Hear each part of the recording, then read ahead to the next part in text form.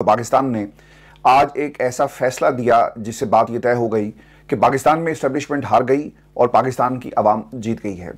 पाकिस्तान के अंदर पिछले 1.5 बरस से जो फील्डिंग लगाई जा रही थी तहरीक इंसाफ को इलेक्शन से और पाकिस्तान की सियासत से माइनस करने की, ये फील्डिंग और इसकी प्लेसिंग बुरी तरह नाकाम हुई।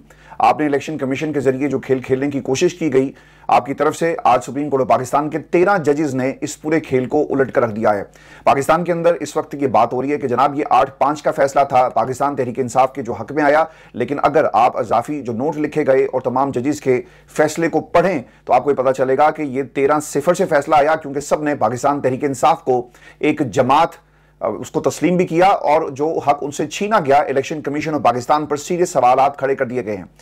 व्यूअर्स, इस फैसले की तफसीलात जाने से पहले मैं आपके सामने एक मुतालबा तहरीक इंसाफ के लिए जरूर रखूंगा और यह मुतालबा हर पाकिस्तानी का होना चाहिए कि खुदा के लिए अब देर मत करना। आपके साथ सुप्रीम कोर्ट ऑफ पाकिस्तान खड़ी है, वो फैसला खड़ा है, पाकिस्तान की आवाम खड़ी है और अब तहरीक चलाई जाए। इस इलेक्शन कमिश्नर को उसकी कुर्सी से उठाकर बाहर फेंकने का वक्त आ गया, क्योंकि तमाम फसाद की जड़ ये चीफ इलेक्शन कमिश्नर है जिसने बल्ले के निशान की गलत तशरीह की। सहूलतकारी जैसा सुप्रीम कोर्ट ऑफ पाकिस्तान करता है, अगर वो अपने फैसले में सिर्फ ये लिख देता कि इसका मतलब ये नहीं है कि तहरीक इंसाफ जमात नहीं रही और बल्ले का निशान उनसे छीन लिया जाए तो वो एक सियासी जमात के तौर पर इलेक्शन में नहीं जा सकती। आपने नहीं लिखा, आपने सहूलतकारी की। इलेक्शन कमीशन ने अपने फैसले से पहले ही 12 लोगों की मदद से जो टेलीविजन चैनल्स पर बार बार जाते सेनेटर मुंतखब हुए, ये ऐलान कर दिया कि बैलेट पेपर पर पाकिस्तान तहरीक इंसाफ नहीं होगी। यानी इस खेल के अंदर तमाम प्रॉक्सीज, तमाम लोग शामिल थे। आज अब वक्त आ गया है कि तहरीक इंसाफ और पाकिस्तान की तमाम सियासी जमातें, जिनमें जमात इस्लामी है, जमीयत उलमा इस्लाम, फे है, दीगर जमातें जिनको इस इलेक्शन कमिश्नर पर तहफुजात हैं, पाकिस्तान की आवाम को तहफुजात है कि वो चीफ इलेक्शन कमिश्नर के इस्तीफे का मुतालबा करे, घेराव किया जाए और उसे घर भेजा जाए। मैं व्यूअर्स आपको ये बता दूं कि सुप्रीम कोर्ट ने खवातीन और अकलियतों की मखसूस नशिस्तें पाकिस्तान तहरीक इंसाफ को देने, पाकिस्तान ने सुन्नी इत्तेहाद कौंसिल की मखसूस नशिस्तों से मुतल्लिक दरखास्त पर महफूज फैसला सुनाते हुए इलेक्शन कमीशन और पेशावर हाई कोर्ट के फैसले को कलअदम करार दे दिया है। चीफ जस्टिस पाकिस्तान काजी फाइज ईसा की सरबराही में 13 रुकनी लार्जर बेंच ने सुन्नी इत्तेहाद कौंसिल की मखसूस नशिस्तों से मुतल्लिक ये केस का महफूज फैसला सुनाया। लार्जर बेंच में जस्टिस काजी फाइज ईसा के अलावा justice Munib, justice Mansoor Ali Shah, justice Athar Minallah, justice Shahid Waheed, justice Azhar Hasan Rizvi शामिल थे। इसके अलावा justice Yahya Afridi, justice Jamal Mandokhail, justice Mohammad Ali Mazhar और जस्टिस इरफान सादत और जस्टिस नईम अफगान और जस्टिस अमीनुद्दीन भी इस बेंच का हिस्सा थे। नाम मैं इसलिए पढ़ रहा हूं ताकि आपको पता लग जाए कि कौन on the right side of the history खड़ा था और किसने आज दूसरी तरफ खड़े होने का फैसला किया। व्यूअर्स, मखसूस नशिस्तों से मुतल्लिक ये फैसला सुनाने से कबल फुल कोर्ट के 2 इजलास जो है मुनक्किद किए गए और ये तासुर ये था कि काजी साहब ये देखना चाहते हैं कि सुप्रीम कोर्ट ऑफ पाकिस्तान के जजेस इस वक्त सोच क्या रहे हैं। आपको पता लग गया, 2 इजलास आपने बुला लिए और फिर आपने ये फैसला जो है वो सुनाने के लिए एक कॉज लिस्ट जारी की। कॉज लिस्ट की भी मैं आपको एक बात ये बता देता हूं कि पहले ये फैसला रूटीन के बेंच में सुनाया जाना था, लेकिन बाद में चूंकि इनको पता लग गया था कि किसने क्या कहा, इसीलिए जस्टिस मंसूर अली शाह जो आने वाले चीफ जस्टिस ऑफ पाकिस्तान है, उन्होंने इस फैसले को ना सिर्फ तहरीर किया बल्कि उन्होंने ये फैसला पढ़कर भी सुनाया, क्योंकि वो अक्सरियती को लीड कर रहे थे और सीनियर मोस्ट वो जज थे। चीफ जस्टिस पाकिस्तान ने यह बताया कि सुन्नी इत्तेहाद कौंसिल की दरखास्त पर फैसला 8 की अक्सरियत का फैसला है जो जस्टिस मंसूर अली शाह ने तहरीर किया है और पाकिस्तान की सबसे बड़ी अदालत की तरफ से पीटीआई को एक जमात तस्लीम करना ये इस्टेब्लिशमेंट की एक बहुत बड़ी हार है, क्योंकि आप पिछले 1.5 बरस से तो यही कर रहे थे कि तहरीक इंसाफ को इस पूरे इलेक्शन से, इस सियासी मंजरनामे से आपने माइनस करना है। फिर जस्टिस मंसूर अली शाह ने फैसला सुनाते हुए सुन्नी इत्तेहाद कौंसिल की मखसूस नशिस्तों से मुतल्लिक इलेक्शन कमीशन और पेशावर हाई कोर्ट के फैसलों को कलअदम करार दिया और कहा कि इलेक्शन कमीशन का फैसला आइन के खिलाफ है। इंतखाबी निशान का ना मिलना किसी सियासी जमात को इंतखाबात से दूर नहीं रखता और किसी भी जमात को इंतखाबात से नहीं रोकता, यानी इंतखाबात में हिस्सा लेने से आप नहीं रोक सकते। पाकिस्तान तहरीक इंसाफ एक सियासी जमात थी और है और सुप्रीम कोर्ट ने खवातीन और अकलियतों की मखसूस नशिस्तों पर पाकिस्तान तहरीक इंसाफ को ये नशिस्तें देने का जो हुक्म जारी करते हुए ये भी करार दिया कि पीटीआई मखसूस नशिस्तों के हसूल की हकदार है। पीटीआई इस फैसले के 15 रोज में अपने मखसूस अफराद की नशिस्तों के नाम की फहरिस्त दे। फैसले में यह भी कहा गया कि पंजाब, खैबर पख्तूनख्वा और सिंध में मखसूस नशिस्तें पाकिस्तान तहरीक इंसाफ को दी जाएंगी। सुप्रीम कोर्ट ने पीटीआई को पार्लियामेंट और सूबाई असम्बलियों में बतौर पीटीआई करार दे दिया और सुन्नी इत्तेहाद कौंसिल की अपीलें मुस्तरद कर दी हैं। बाज़ लोग ये कह रहे हैं कि ये फैसला तो सुन्नी इत्तेहाद कौंसिल के खिलाफ आया और इसको जानबूझकर स्कैंडलाइज करने करने की कोशिश की जा रही है कि प्रॉक्सीज, सर आपने इलेक्शन, जब आपने जो नॉमिनेशंस और एफिलिएशन का डिक्लेरेशन जमा करवाना था, उस रात तक तो जो इलेक्शन कमीशन था वो बार बार नोटिफिकेशन और एलामिया जारी कर रहा था। जब नजरियाती के साथ पाकिस्तान तहरीक इंसाफ ने जाने की बात की कि ऐसे किसी भी फैसले को नहीं माना जाएगा, तो उस वक्त क्या हो रहा था? इलेक्शन कमीशन किसकी प्रॉक्सी था? कौम को ये जरूर बता दें। मंसूर अली शाह साहब ने अपने फैसले में लिखा है, व्यूअर्स, बहुत ही अहम नुकता है कि इंतहाई अजीब हालात में इलेक्शन करवाए गए। कभी किसी जमात के साथ इस तरह का सलूक किया गया कि बल्ले का निशान छीने, गलत तशरी हो, 12 अफराद टेलीविजन पर बैठकर पहले से ऐलान करें बैलेट पेपर पर पाकिस्तान तहरीक इंसाफ नहीं होगी। इससे पहले हमने ये भी नहीं देखा। कौम को ये भी बता दें कि वो किसकी प्रॉक्सी थे जो ये सब कुछ करवा रहे थे। और इलेक्शन कमिश्नर, कोई कागज नहीं है, कोई चीज इनके सामने नहीं आती, लेकिन वो एलामियों पर एलामिया जारी कर रहा था। यानी ये खेल बहुत पहले तैयार किया गया। कौम के सामने प्रॉक्सीज की हकीकत खुलकर सामने आ चुकी है। और अगर कोई टेलीविजन पर बैठकर किसी जमात को इस तरह से, और सुप्रीम कोर्ट पाकिस्तान के वो मोअज़्ज़िज़ जजेस जिन्होंने इंसाफ और कानून के साथ खड़े होकर ये फैसला दिया, अगर आप लताड़ने की कोशिश करेंगे तो तारीख अब आपको लताड़ रही है। आंखें खोलें और देखें कि आपके इर्द गिर्द क्या हो रहा है। अदालत ने भी अपने फैसले में ये भी कहा है कि दीगर 41 उम्मीदवार भी 14 दिन में सर्टिफिकेट दे सकते हैं कि वो सुन्नी इत्तेहाद कौंसिल के उम्मीदवार थे। सुन्नी इत्तेहाद कौंसिल आइन के मुताबिक मखसूस नशिस्तें नहीं ले सकती। पाकिस्तान तहरीक इंसाफ बतौर सियासी जमात कानून और आइन पर पूरा उतरती है। इसके अंदर जो एक्सप्लेनेशन वाली चीज़ है व्यूअर्स, वो ये थी कि बल्ले का निशान वापस लेकर गलती की गई काजी फायज ईसा साहब की तरफ से। इसीलिए आपने देखा हो वो बार बार अपने फैसले पर जो एक तरह से रिमार्क्स देते हुए आपको नजर आए कि मेरे फैसले का ये मतलब नहीं था, और बार बार अपने फैसले को पूरी समात में डिफेंड करते क्यों नजर आ रहे थे? क्योंकि मसला वहीं से गलत जो है वो हुआ, और वहीं से एक गलती का आगाज होता है जिसका असर पूरे इलेक्शन कमीशन के जरिए पूरे इलेक्शन के ऊपर हमने देखा। अब पाकिस्तान तहरीक इंसाफ बहैसियत जमात मखसूस नशिस्तें हासिल करने की कानूनी और आइनी हकदार है, ये भी अदालत ने फैसले में लिखा। और अदालत फैसले के मुताबिक इलेक्शन कमीशन ने 80 उम्मीदवारों का डेटा जमा करवाया।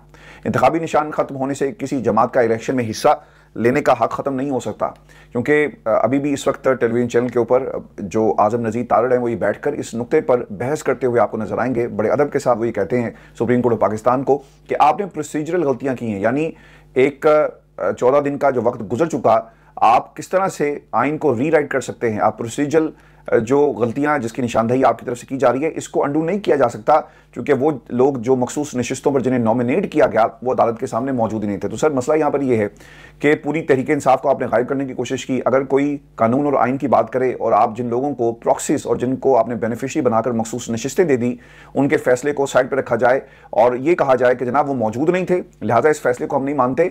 आपकी हकीकत और इस फैसले के बाद आपकी हुकूमत की हकीकत कौम के सामने खुलकर आ गई है। जस्टिस यहिया अफरीदी ने फैसला सुनाते हुए यह भी कहा कि पीटीआई बहैसियत जमात मखसूस नशिस्तें हासिल करने की कानूनी और आइनी हकदार है। कौमी और सूबाई असम्बलियों के मुंतखब अरकान पीटीआई का हल्फनामा दें, और जिन उम्मीदवारों ने सर्टिफिकेट दिया वो पीटीआई से हैं, वो ऐसा ही रहेगा।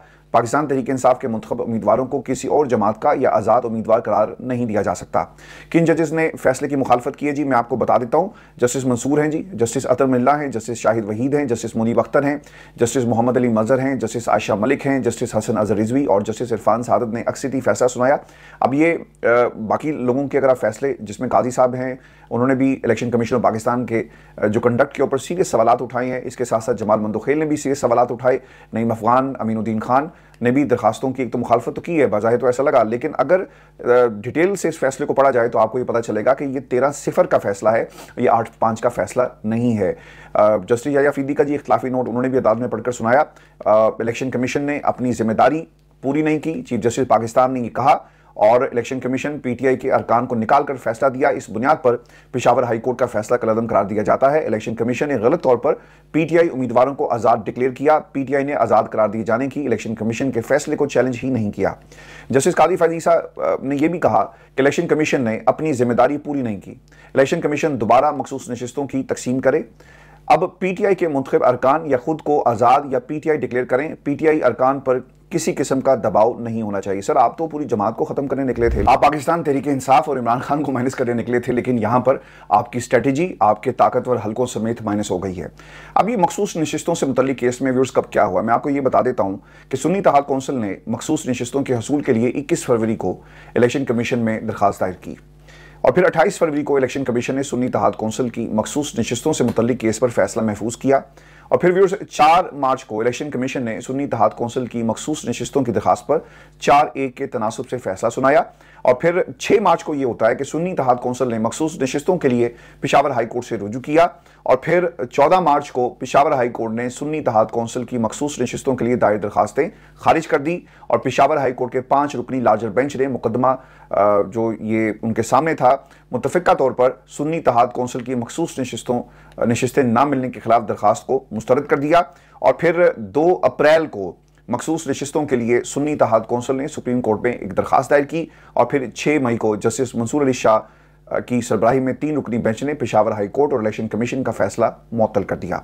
3 रुकनी बेंच ने आईनी मामला होने के बायस लार्जर बेंच की तश्कील के लिए मामला जजेस कमेटी को भेज दिया। और फिर 31 मई को सुन्नी इत्तेहाद कौंसिल की मखसूस नशिस्तों की केस की समाअत के लिए फुल कोर्ट तश्कील दिया गया। फुल कोर्ट ने 3 जून को सुन्नी इत्तेहाद कौंसिल की मखसूस नशिस्तों से मुतल्लिक केस की पहली समाअत की और चीफ जस्टिस कादी फायद ईसा की सरबराही में फुल कोर्ट ने 9 समाअतों के बाद 9 जुलाई को यह फैसला महफूज किया था। अब सुन्नी इत्तेहाद कौंसिल का मौक़िफ़ ये था कि अदालत को बताया कि मजमूई तौर पर 77 मुतनाज़ नशिस्तें हैं, जिनमें से कौमी असम्बली की 22 और सूबाई असम्बली की 55 नशिस्तें इसके अंदर हैं जी। इलेक्शन कमीशन ने सुप्रीम कोर्ट के हुक्म के बाद 77 मुतनाज़ मखसूस नशिस्तों को मुअत्तल कर दिया था और कौमी असम्बली की मुअत्तल 22 नशिस्तों में पंजाब से खवातीन की जी 11 हैं और खैबर पख्तूनख्वा से 8 सीटें शामिल हैं। कौमी असम्बली की मुअत्तल नशिस्तों में जी 3 अक़लियती मखसूस नशिस्तें भी शामिल हैं और फिर खैबर पख्तूनख्वा असम्बली की 21 खवातीन और 4 अक़लियती मखसूस नशिस्तें मुअत्तल, जबकि पंजाब असम्बली की 24 खवातीन की मखसूस नशिस्तें और 3 अक़लियती नशिस्तें भी मुअत्तल हैं। सिंध असम्बली की 2 खवातीन की मखसूस नशिस्तें और 1 अक़लियती नशिस्त जो है